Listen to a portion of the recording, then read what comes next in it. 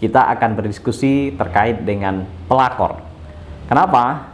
Karena semenjak adanya film yang berjudul Layangan Putus,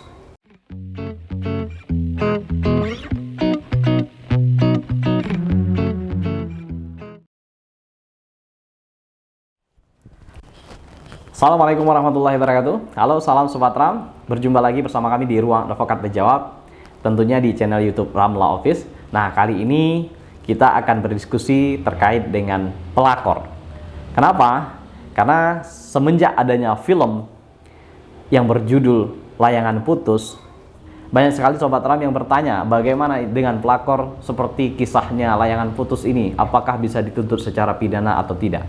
Ini akan menjadi suatu permasalahan sendiri karena banyak sekali kasus terkait dengan pelakor ini, dan mungkin banyak sekali Sobat Ram yang merasa kesal, yang ingin memberikan pembelajaran kepada pelakor-pelakor ini, apakah bisa atau tidak. Jadi menarik untuk saya untuk kita bahas hari ini, mudah-mudahan nanti bisa memberikan gambaran bagi Sobat Ram semua. Baik, terkait dengan pelakor atau perebut suami orang ya, kalau kita berkaca dari sisi hukum, sebenarnya tidak bisa dituntut secara pidana. Memang betul, tindakan tersebut tidak benar, bertentangan dengan nilai-nilai sosial kita, nilai-nilai agama kita. Tetapi secara hukum memang tidak bisa dijerat secara pidana karena tindakan itu hanyalah misalkan memperebutkan saja.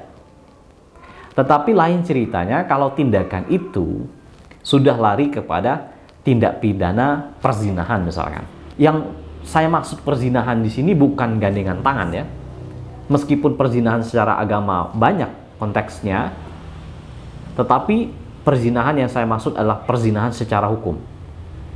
Perzinahan secara hukum itu bukan bergandengan tangan, bukan pelukan, tetapi adanya tindakan melakukan hubungan suami istri di mana salah satunya ada ikatan perkawinan dengan istri sahnya atau suami sahnya. Nah, itulah yang disebut dengan perzinahan dalam undang-undang. Kalau perzinahan ini terjadi, maka bisa dilaporkan atas dugaan perzinahan. Atau mereka menikah siri juga bisa dilaporkan. Atau mereka menikah secara resmi tetapi tidak ada izin, namun ada pemalsuan dokumen misalkan antara suami dengan pelakor ini, maka bisa dilaporkan pemalsuan dokumen atau pemalsuan surat. Kalau konteksnya itu perzinahan, misalkan tadi berjalan, kemudian makan bareng misalkan, itu secara hukum tidak bisa dituntut secara pidana. Tetapi kalau sudah melakukan hubungan suami istri, maka disitulah bisa diproses secara hukum pidana. Tetapi perlu diingat, ancaman perzinahan itu hanyalah 9 bulan, dan bagi pasangan sahnya ketika ingin melapor atau membuat pengaduan kepada kepolisian, diberikan waktu 6 bulan maksimal ketika diketahui. Kalau sudah lewat, maka sudah kadaluarsa, tidak bisa dilaporkan. Lalu bagaimana kalau itu menikah sirinya secara diam-diam? Saran saya, tekniknya atau cara untuk melaporkan adalah dilakukan dengan cara diintai, diintip, kemudian digerebek, diajak saksi dan kepolisian setempat. Setelah digerebek, digoyong atau dibawa ke kantor kepolisian, kemudian langsung dibuat laporan polisinya.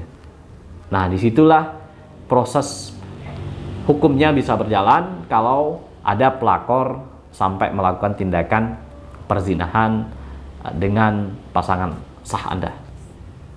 Jadi itulah penjelasan singkat ini, karena banyak sekali pertanyaan yang berkaitan dengan pelakor sebagaimana film Layangan Putus. Jadi saya sempat untuk menyampaikan pendapat hukum saya. Mudah-mudahan ini menjadi pembelajaran bagi kita semua.